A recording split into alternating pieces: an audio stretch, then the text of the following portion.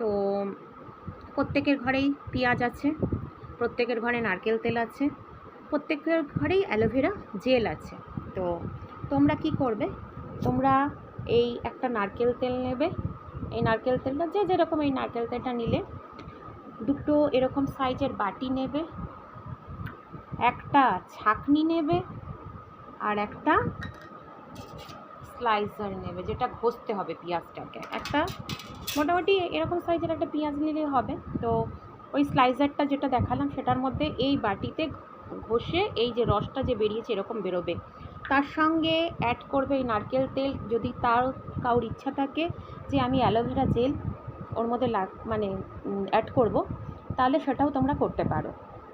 তো ওইটা করার পর তোমরা 15 থেকে 20 মিনিট রাখবে। তারপরে যে যেই ব্র্যান্ডের শ্যাম্পু ইউজ করো ওই শ্যাম্পুটা ইউজ করে নেবে।